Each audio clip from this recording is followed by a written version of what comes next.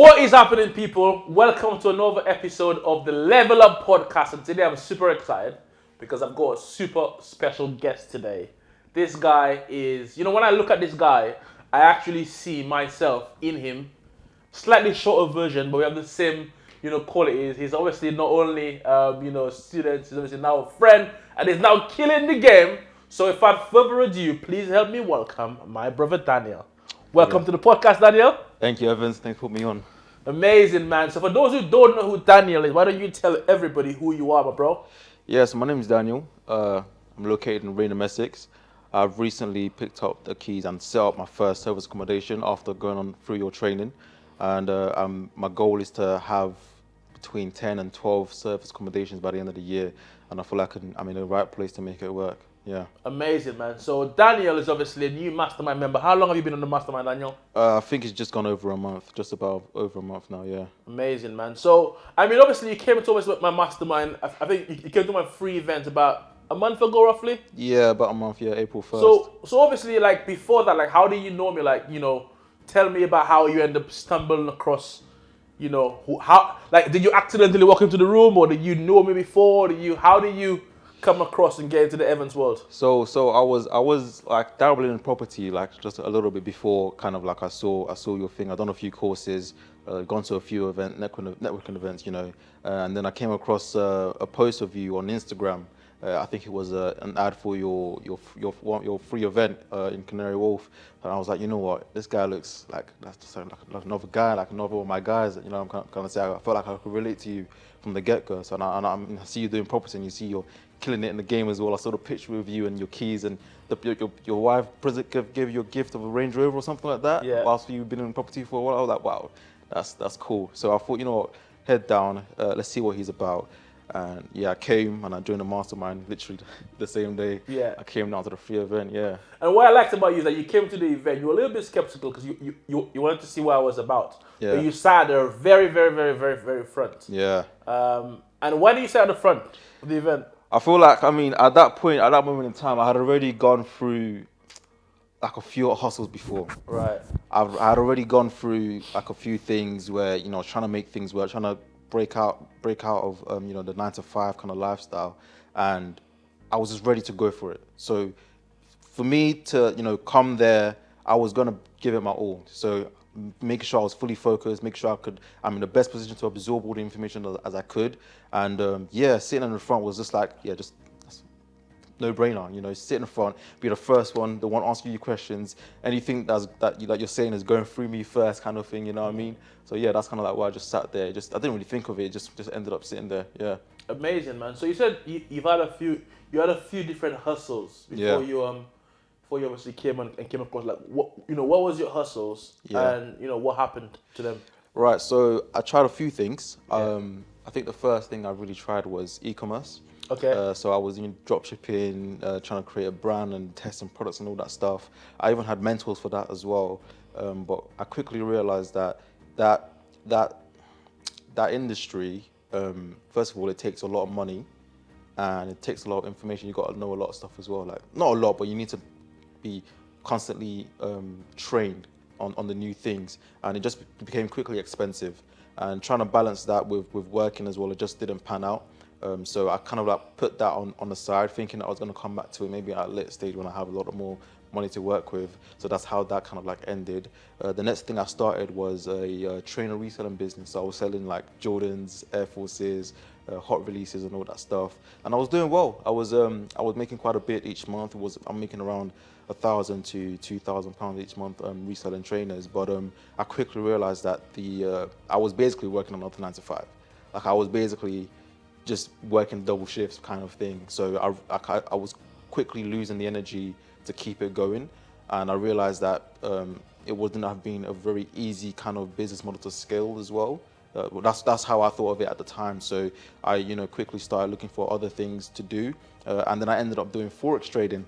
So I've done Forex trading for about just underneath a year or just over a year. It was kind of like on and off thing.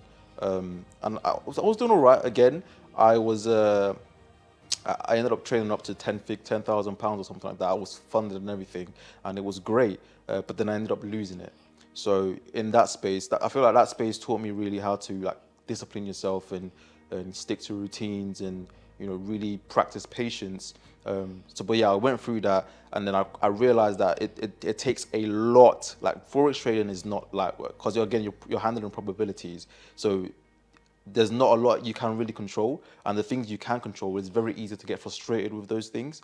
So I realized quickly that it takes a lot of like self-tuning and self-development, and it's really a very, very slower kind of game. Like you can't expect to go in there and be making a couple thousands every other week right off the get-go. It takes a while, and for me at the time, where I was trying to get out my job as soon as possible, kind of thing, it wasn't really fitting that. It wasn't fitting that gap that I needed to fit, and that's where I ended up looking around a little bit more again, and I ended up in property, and now I got my first essay, which is going to be on autopilot, paying me without too much input from my side. Yeah. Yeah. So you said a few things which is very powerful, which I'm going to come back to in a minute. But you said about your essay, which is going to pay you on autopilot. So this essay that you obviously just got, how much is it estimated to make you every single month? So minimum, it should be bringing in at least £700. Yeah. Minimum. Yeah. And that's on like really poor months. But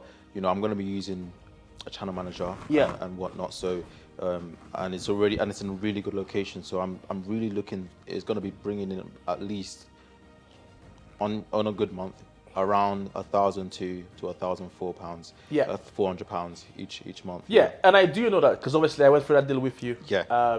And it's we worked it out on average about £1,200 a month, which is obviously phenomenal, man. And how long? I mean, look, how long after you started working with me did you get your very first deal that started making you £1,200 a month? So about a month. Like after it's crazy. And like one thing I was saying to you, I think I said that to you at the beginning, and I said to a lot of people.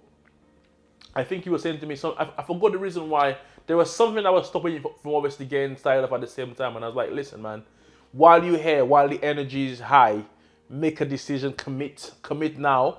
And then obviously it's going to be easier down the line, because a lot of people don't realize it. It's like, when you're in a low energy, a lot of people have to say, why have you got too much high energy? You're always shouting. I'm not shouting. That's how I speak in it. Yeah. I'm a very passionate guy in it. But I've realized something. When I'm down, because I am human, I have days when I'm down and I just don't do anything. I was saying that to Kevin.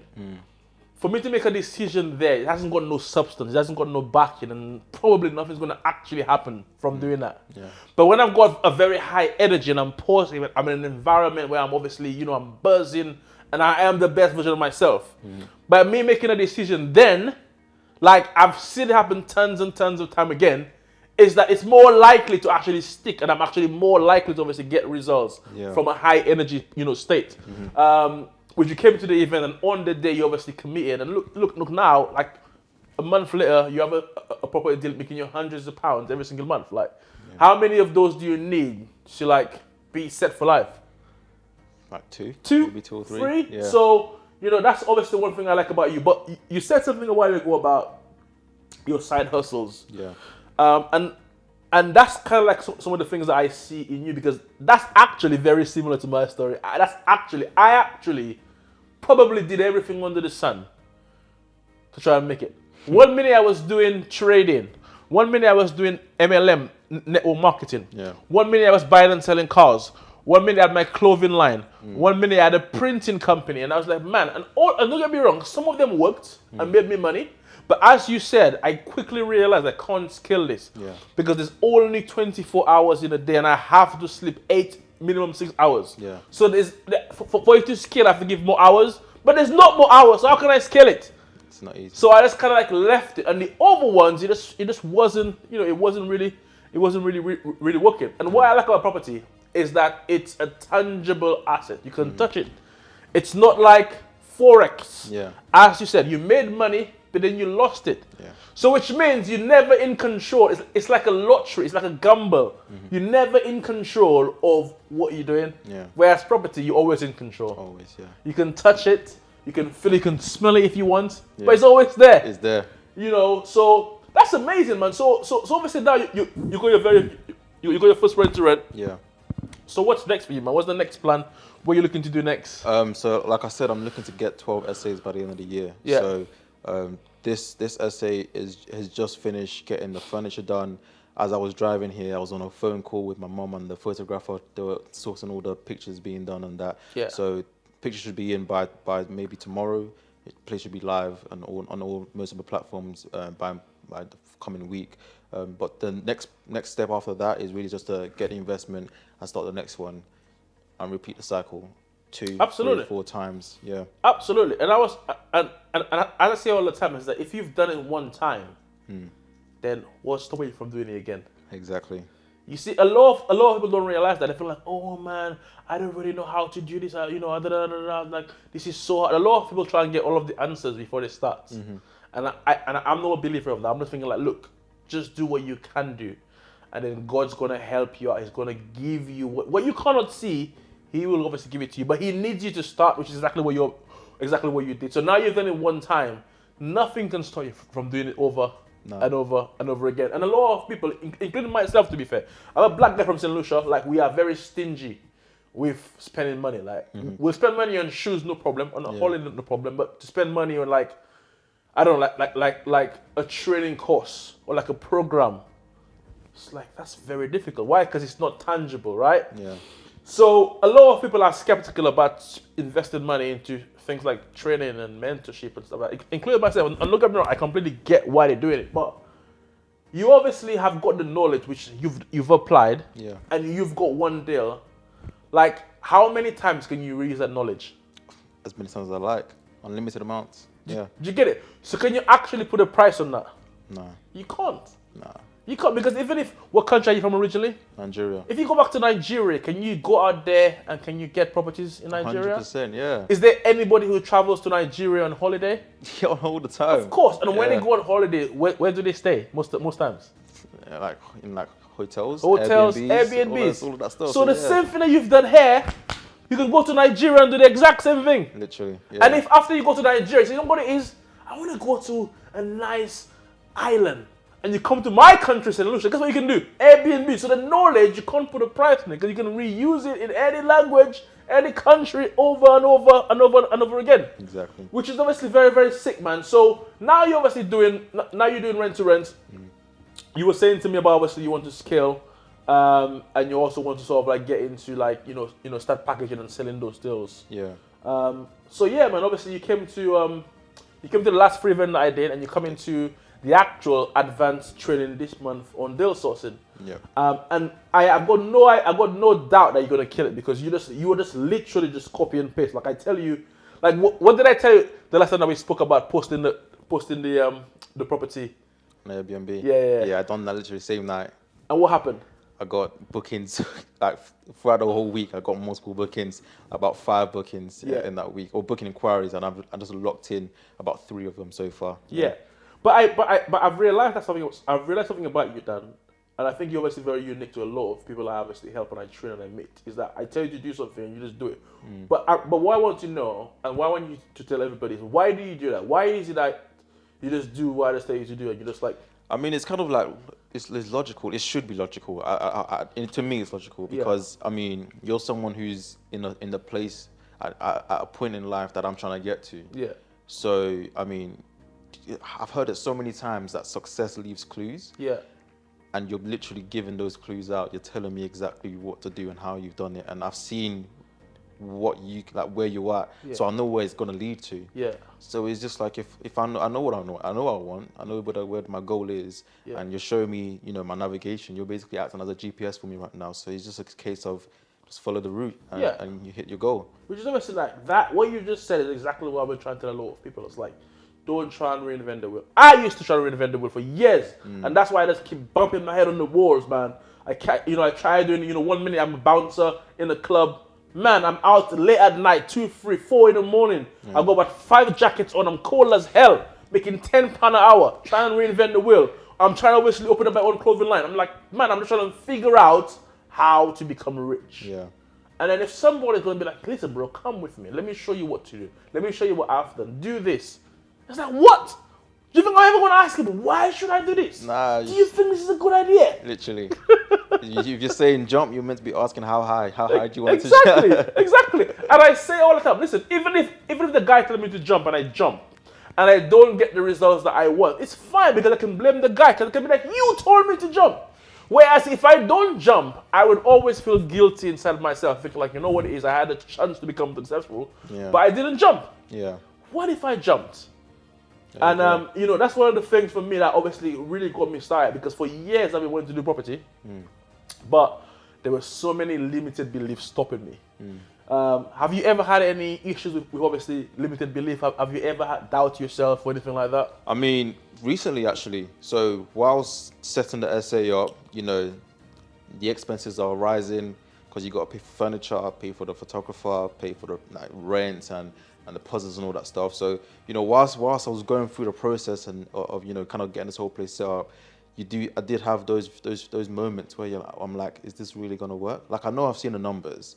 And I know like the place has demand and it's a good location, but you still have that moment or two where you're just like, okay, is it actually going to hit the target that I needed to hit? And also where I've had previous hustles where you know haven't really planned out the way I envisioned them planning out, it was always not going to be a case where I was like, you know, you have that self-doubt just a little bit, but the key is to just push through that. You know, once you have the ball rolling, there's no point just going back. You can't go back. Just get there in the end, and you reap the benefits. And of course, take guidance from people such as yourself, and you know you can get there as quickly and as efficiently as you can. Amazing, 100%. I agree with you. 100%. And obviously, you know, you had a job. You know, obviously transitioning into business. Would you say it's an easy transition from moving from a job into your business, or do you think it's difficult? What are your thoughts on that? I think it depends on the person. For me, I've been ready to leave my job for a while. So, like I could blink and I'm gone. Yeah. Like, I wouldn't hesitate. Again, it's a case of just because you're leaving a job doesn't mean you're not gonna be working. Like I'm still working. Like I mean, you've seen my stories past couple of days. I was up at like 2 a.m. trying to screw together a desk and chair, like, and stuff like that. So you're still gonna be working. It's just, are you open to taking the responsibility of the fact that how much you get paid is based on how much of work you're willing to put out for yourself and for your business, instead of depending on your manager or your boss to pay you a set amount each month. That's the only real question I feel like people have to ask. Like, how are you ready to take on that responsibility and take on that pressure of knowing that what you're going to get paid at the end of the month isn't guaranteed necessarily. That's pretty much it. And I was ready to take that. But someone like, let's say maybe my partner, my girlfriend, she's more of she wants that stability, that she's happy where she is kind of thing. She's not willing to take that risk. And it just depends on the person really. Yeah, that's how I feel. So physically, you obviously was ready to obviously quit anytime because you were sick and tired of the job. Yeah. Yeah. But mentally, would you say that there's a transition from like being an employee to being an employer? 100%. And what do you think that transition really looks like? Okay, so I feel like you have to get used to being the one. Again, you have to be ready to take on the responsibility. Being an employer, your responsibility is a lot less. Mm-hmm. You don't have to worry about a lot of things. But once you become an entrepreneur and you actually have to run your own business, example, I'm the director of my business now. Yeah. All the responsibility was on my head. Yeah. So everything you need to make sure, you need to double check everything is on you. Yeah. Kind of thing. So that is, you need to make that shift. And then once you make that shift and you become confident knowing that you've done the job correctly, you can now take on the role much more easier, kind of thing. Yeah, 100%. I think you've smashed it with that. I think that is so true because it actually is very easy to work in a job. Yeah. Because you come to work and nobody has to. You don't need to sit home and think of what should I do today. You come to work and you know what your task is. Yeah, it's the same thing every day, isn't like, it? Pretty much. You know what your task is. Your boss is telling you what to do, and all you have to do is just do it. Yeah. And you do it, you get paid. Mm-hmm. But as an entrepreneur, as a business owner, you need to think for yourself. Exactly. How can I add more value to my business? How can I make more money to my business? How can I generate more income? Mm-hmm. And I think for a lot of people, that is the hard part, the thinking for themselves. Yeah. So that is obviously bang on, man. That's bang on. Also as well, do you think that there's any massive difference in thinking? As in, do you think like what I'm trying to say is that I see a lot of people come into business, and I've witnessed it a lot of the time, and I realize it's slightly different with you. And I think I know the answer already, but basically, I see a lot of people come into business and they want to get results like today. And if they don't get results today, they think, oh, the business doesn't work. What's your thoughts on that? It's never like that. Every business it starts off slowly. You know, I mean, with the deal I have now, I was on calls pretty much every day. You know, multiple calls, 10 to 20 calls a day, to a mix of landlords, and then of course after that you then texting landlords on marketplaces and websites like OpenRent and whatnot. So it takes a while. Nothing comes easy.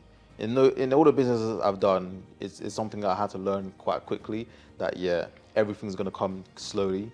You just have to make sure you put the work in, you stay consistent, and you stay disciplined, and that's how you kind of see the results. And it's a case where once you get that first one, you kind of use that to create like a snowball effect, and that's how you can start seeing the bigger results come in. But it all has to start small first. It's very rarely you'd get in business and you'd be able to get the big banks and consistently as well very quickly. Yeah.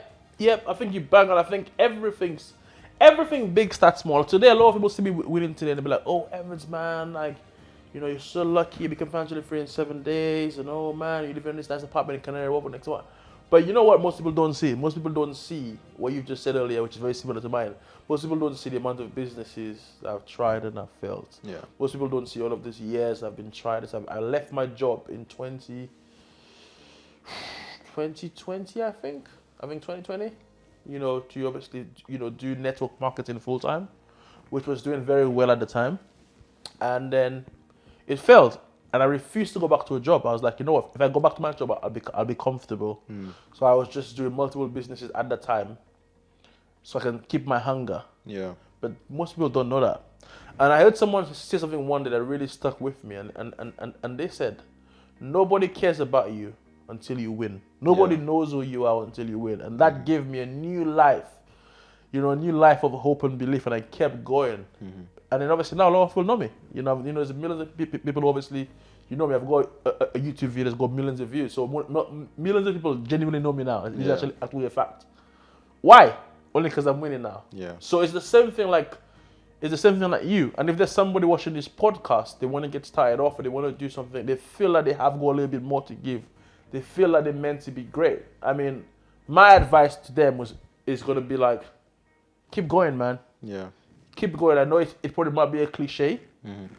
Maybe you don't keep going doing exactly what you're doing. Maybe get help. Maybe get support. Maybe ask somebody for support or ask them, what do you think I'm doing wrong? But don't stop. Yeah. What would you tell somebody who's obviously watching this video and probably going through that same thing right now? I think just first of all, if it's someone who hasn't started yet, take the first step, because the longer you stay doing nothing, is the more time you're letting all the competition take all the work and all the fruits, pretty much, kind of thing. I think the worst move is not moving. That's one thing I'd say.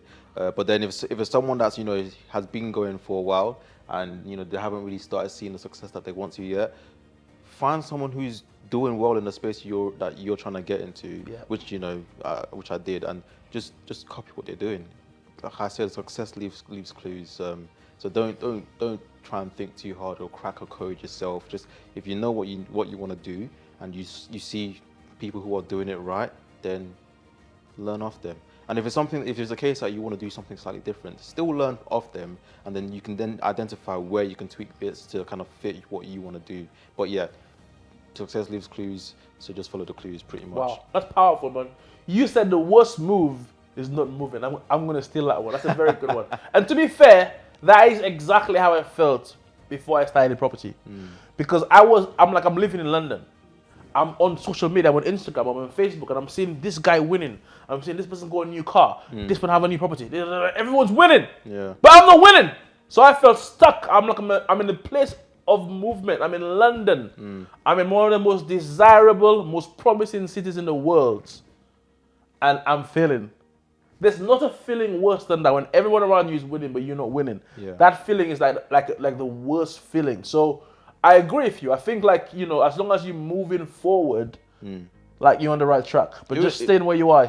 Even if you're moving backwards, sooner or later you realize you're moving backwards. Yes. And then at that point, you then know what direction it is that you need to move into. Yeah. So that's again, as long as you're moving, you will figure out where you're moving to at some point. Yeah. And you can start fine tuning whatever it is you're doing to push you in that direction. That's what entrepreneurship is about, isn't it?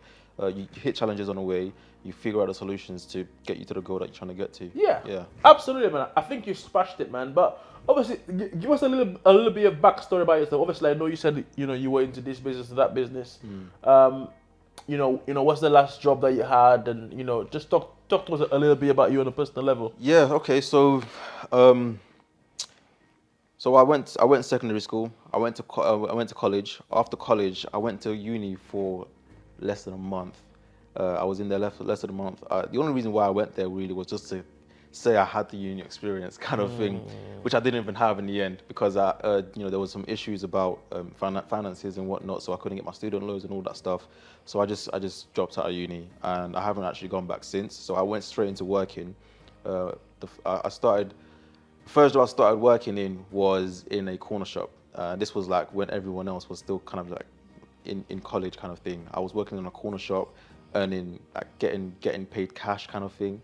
Earning like, I don't know, it was like £7 or something like that an hour. Like it was actually still pretty, you know, decent for, you know, a cash job. But yeah, forward like another 2-3 years, I started working as a grill chef in Lakeside, Essex, which was fun. Learned how to cook a few things. Moved on from there, and I started working in a food prep company. Moved on from there, I'm now delivering for Amazon. So I've kind of like just bounced around like kind of places, but I like driving, so I spent quite a while just doing Amazon and then Domino's delivery as well. So yeah, but then after throughout all this time, I always knew that I didn't want to be working for someone, and during all that time, that was when I was doing all these hustles that I mentioned previously. But yeah, that's kind of like my story. Just gone from college straight into working. Was working for a few years, and now I'm just trying to branch off that completely and get stuck in with property and go full time in scale. Yeah. Amazing, man. I actually worked at Amazon as well, just part time. Yeah. I downloaded the app and I had to do certain things, and that was during lockdown. Yeah. So I was just driving and delivering post. Yeah. I actually didn't mind it, you know, because I actually do drive it. I do like driving. Yeah, you know, Amazon is all right. I mean, if you know, you get to work on your own accord kind of thing. Yeah. For me, the only thing that I was kind of pushing me away from it was that I was working quite long hours. So typically I was working from 9 to 10 hours kind of thing. And once I get back, I'd have no energy. And like, I'm still trying to get out of a 9 to 5, so I needed my energy kind of thing. So when I was coming back and I noticed that, you know, I wasn't really able to do anything after like the whole day being on the road. You drained. Yeah, like I wanted to come out of that and give myself the time to focus on what I actually wanted to do kind of thing. And luckily I've been able to, you know, make some success out of that. That's sick, man. Yeah. And I think the only part of what I did Amazon temporarily for a little while I did not like is the fact that sometimes I used to knock on people's doors, and the way they used to look at me, they look at me like, you know when someone just look at you like you're a waste man? Yeah, someone of them used to look at me like, oh yeah, thank you, and just grab it. It's like, man, someone didn't even say thank you. I was like, man, at least just say thank you, bro. Especially when it's like it's pouring down with pouring down. Like that, or snowing or something, and then, you know, they see you're going through it, and they're just like, yeah, cool, and just shut the door. 100%. And I'll tell you something about me that, you know, when I obviously when I was obviously doing multiple different jobs, my best job I would say was probably one of my last jobs. I used to work at Jaguar Land Rover, and I used to work in sales and stuff like that. And that was very, very good, to be fair. I was like the top person, and I've always been that way. I've always been the best at everything that I do. I used to do track and field. I used to be top for my class, top in my school. I even represented the country. I played football. I was the top for my school. I was playing for the country. So I think I've very, very young, I adopted a winning mentality, right? Yeah. So when I was doing this job, I was obviously doing very, very well. And I was making about 4 or 5 grand a month. And I was obviously driving a brand new Range Rover, because as a salesperson, you get to use the company cars. It's kind of like marketing for the company. Yeah. So I was 21, 22, 23, 24. You know, I was driving a Range Rover, making 4 grand a month. And that felt, you know, like basically in my circle, I look like the most successful person in it because I'm young. I'm driving a Range Rover and I'm making good money. I bought my first residential house. I was in my early 20s. Nice. And that's in Luton. And what happened was, because of the circle I was in, I was like the top person in the circle.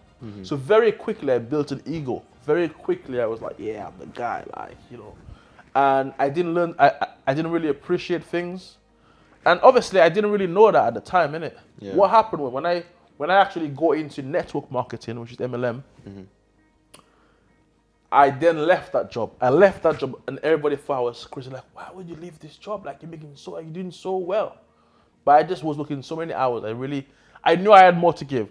So when I did MLM, I was winning. That's why I left. But as soon as I left, I started failing, and I lost everything. I didn't have anything. I didn't have the Range Rover anymore. My mortgage. I even missed a few mortgage payments. Like, things were very tough on me, innit? Yeah. But a lot of people don't know that. And all of the friends that I had when I used to work at Jaguar Land Rover, all of those friends disappeared. Yeah. Those friends now, I call them, all of a sudden now they're busy all the time, and I'm thinking like, Rod, they never used to be busy before. Like, it's like a new vision. I'm seeing things I've never seen before. And for me, I really learned to appreciate things. You see, I tell people all the time that you'll never be able to appreciate money until you don't have money. Yeah.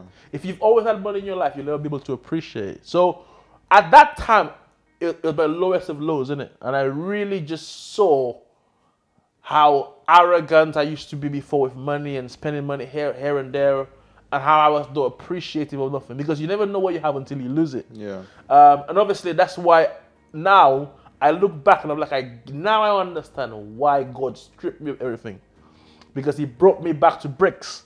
He stripped me so I can be humble and appreciate things. And that's why for me, I treat everybody the same. Like the guys downstairs in reception in this building, like almost everybody here treats them like shit. I know every single one of them by names. They are my best friends. Why? Because I used to work in security at one point in my life. Yeah. So I'm no better off than them. I'm just winning right now and they're not. Yeah. But it's going to be, in my head, at some point in their life, they're going to get it. They're going to get it. They're going to understand the rules of the game. They're going to understand how to win in the game of life, and they'll win. So I think I've learned to obviously appreciate, people and treat people the same. So when I was doing Amazon and I was obviously knocking those doors, and then people used to watch me like I'm a waste man. Like, honestly, I felt bad, but in my head, maybe like you, I'm thinking like, you know what, man? One day I'll live in a house like this, but don't worry, man. Yeah. You're a little bit older than me. You're a little bit fat, but I'm coming for you. Yeah, all the time, man. All the time. Like, I feel like I got that from my mum a little bit as well. Got you. Because, a little bit more of a story on background on from where I've come from. There was a time in my life where my family and I, we were in a very, very bad situation. So we couldn't pay our rent. We couldn't afford to keep a lot of stuff that we had. We ended up in a hostel and we were in a hostel for like 2-3 years. As time went on, my mum managed to get us out of there, and we got into a council house, which we're in now at the moment. My prom came, so we're in the council house now, new school, new friends and everything. And my prom came, and I asked my mum for some money to put towards a group of funds that my friends and I were going to use to hire out a Range Rover. Funny enough, he used to work there as well. Yeah, it was to hire out a Range Rover, right? And this for some reason really struck my mom in a way that just reignited a flame for her, kind of thing. Because we used to drive nice cars before. She had a shipping business, and she was well on her way, but things happened and the whole business collapsed. So when I was asking for funds to rent out a car that she used to own, or a car that wasn't even as good as what she used to have, she just, it kind of switched something on for her. So moving on from that day, every single time when we were on the road driving, like a Renault, something like that, back in that time, whenever we were on the road and we would see a Range Rover go by, she would start doing something called speaking in tongues. And in our religion, it's kind of like when you start praying immediately, it's like to make something happen. And whenever we see, we prophesy, we're going to have that, boom, bam. And that's something that I started doing. And long story short, we now own a 2022 plate Range Rover, which is, it just goes to show that, once you prophesy someone and you can speak it into fruition kind of thing. And yeah, now I do that whenever I see the car that I want to get. I want to be living in somewhere like this soon as well. So, I'm going to be speaking in tongues and I'm leaving this place as well later on tonight. But yeah, I definitely do something like that, yeah. That is sick, man. That is sick. So, it's crazy that you tell that, because when I watch you, obviously I know I'm getting to know you, but I watch you and I see you got a lot of hunger in you. Yeah. Because I'm very good at reading people. That's one thing. I think that's one of my gifts. I think I watch somebody. I speak to them for like 10 minutes. I can just tell what that person is going to be like. Yeah. I can just tell if they're going to be a failure for the rest of their life, or I'm going to tell them if they have the possibility of winning. And that's why, for me, like I only get people to the mastermind that I've met in person, because I have that convo with them and I can see, and I can just tell by a few things that they say. I can tell because, if they say things to me like, you know what, man, I just that, like you can see that they're sold, and they're like, yeah, I want to speak to the missus, I want to see an input, and I say that's fine because here's the thing though, I've got a missus as well, and I do speak to her in almost everything that I do. However, though, I ask them the question, I'm like, listen, what would you do if she said no? And if they tell me, you know what, I wouldn't do it, I'm like, you know what, man, this person is probably destined to fail. Yeah. And I'll tell you why. I love my missus, bro. Like, she's my everything, innit? But when I started off in property, she wasn't really sold out on property. She was open to it, but she wasn't like, yeah, go on and do it. Because I can remember I went to a property training event, like it was only about buy-to-let, innit? Yeah. And they had their mastermind program. I can remember like it was yesterday. It was £25,000. And I never had money. But what happened was I owned a residential house at the time. I signed up. I told them, yes, I'm going to do it. But when I said yes, my partner, Ellen, she was like, what? She's like, can we have a word? And she went ape shit, pardon my French. She went mental. And she was like, no, you're not going to do that. But I was just so desperate to change my life around. I was going to sell the house and use most of the money to do the course. She went mental. Anyway, long story short, we had a massive fight in the event, and I'm like, cool, I'm going to come back tomorrow and do it. But when I come back tomorrow, I saw somebody else who do more creative strategies, like rent-to-rent and stuff like that. So I was more interested in doing that. But here's my point, though. If I listened to her and I never paid for training, I wouldn't be where I am today. Yeah. And because I did that, she gets the benefit from, obviously, what I did. Because as a man, at some point in your life, you have to make manly decisions. You have to do what's best for you and your family. You can't let your family decide what's best for you. I'll tell you why. Because if your family knew what's best for you, do you not agree that you probably would have it already? Oh, 100%. Yeah. So, yeah, of course. So that's why sometimes when I speak to somebody, I can just tell, are they actually going to become successful? By the things that they say, by the way they carry themselves, I've clocked it. Like somebody text me the other day, said to me, hey man, like I can't come to the event because there's a train strike. I'm thinking like, you're going to be broke all of your life. Like the first hurdle that you're going to have in the first test you're going to have, you're going to fail the test. I tell people all the time, anything that you want in life, you can have it. But the bigger that thing is the bigger price you're going to have to pay for it. And that price comes in the form of a sacrifice. Yeah. You're not willing to sacrifice, and God's going to be like, you know what it is? You don't deserve that. What do you think of that? I think you're 100% right. On that. Going back to what you said about letting other people make the decision for you on how you want to, move forward in your life. When I paid for my first training, my girlfriend and I, we had, very, very emotional conversation. Yeah. I actually met up with her literally right after the event, and we went out for dinner, and I kind of just said, yeah, I spent X amount today, by the way, and yeah, when you just see you see your face drop. Yeah, that happened, and we actually couldn't even eat the food that we ordered at the table that night. So yeah, it was quite emotional.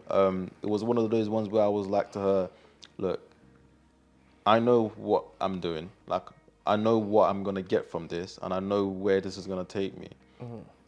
Just trust me and let me do my thing, and just wait to reap the benefit, kind of thing. Kind of like, so I knew what I was getting into, kind of thing. And I was just like trying to reassure her to, trust me and have faith in what I was doing. Yeah. At the end of the day, it's not like I'm pulling out of her pocket. I mean, it's different situation for different people, in it. But at the end of the day, it's still me that's going to be going through it. It's not her. So if it's anyone's failing, it's me that's failing. Yeah. You know what I'm saying?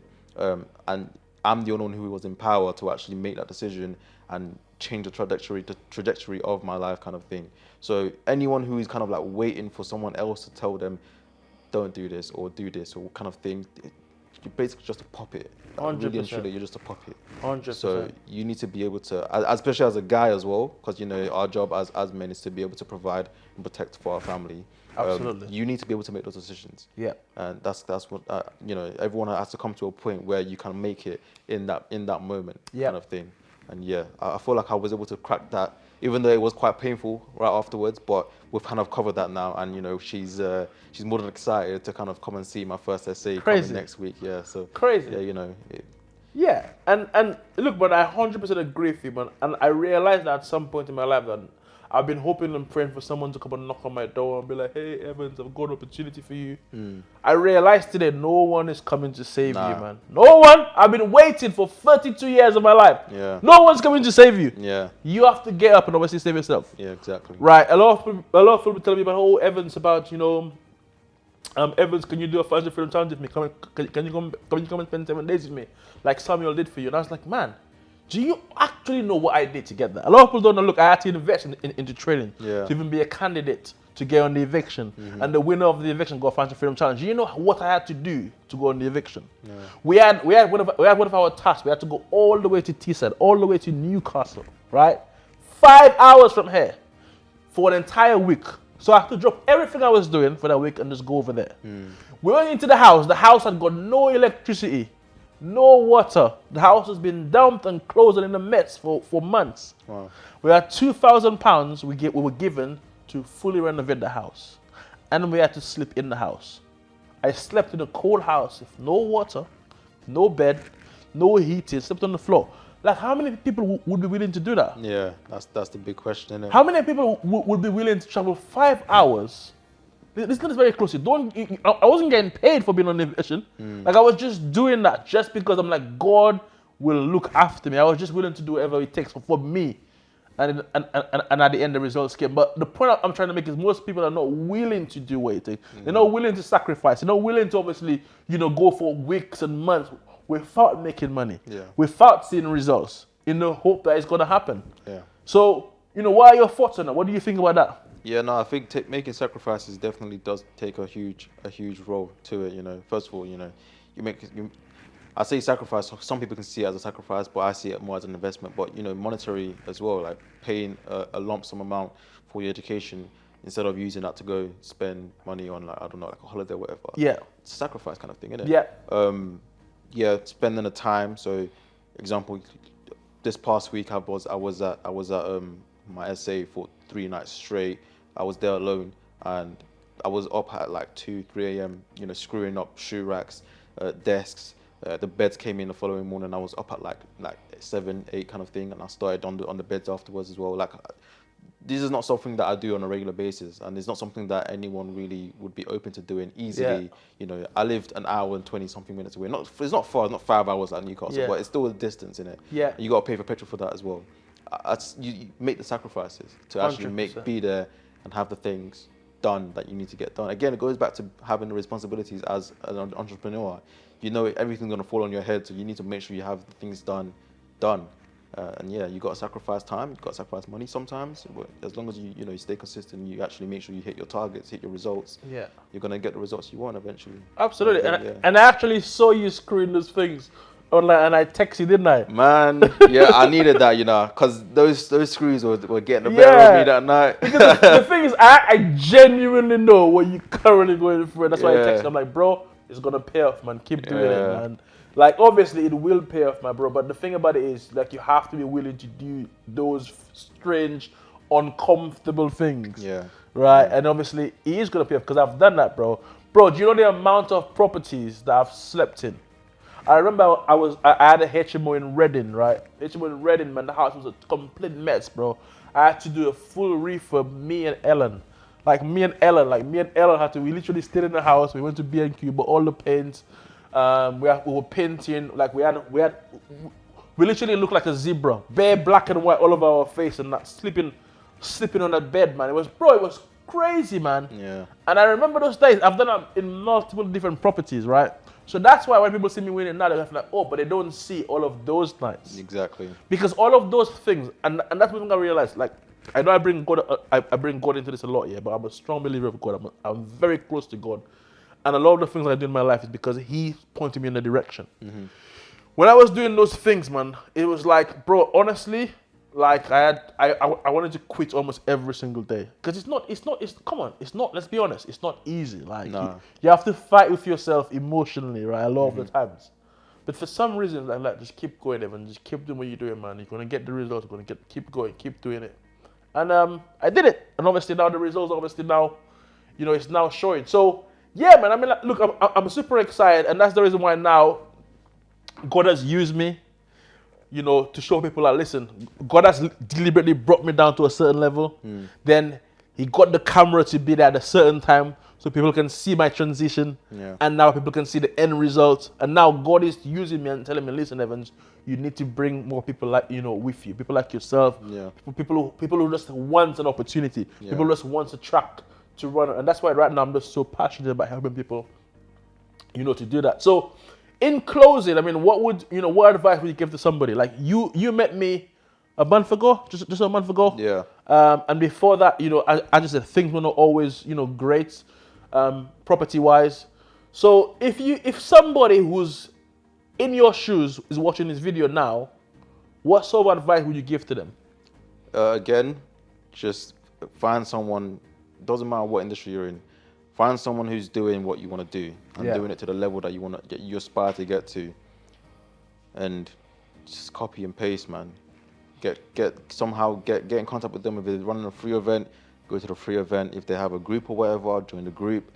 Just be in contact with them and figure out how you can exchange value and see exactly what you need to do to reach those same goals. And just keep doing that, and eventually you get to where you want to get to.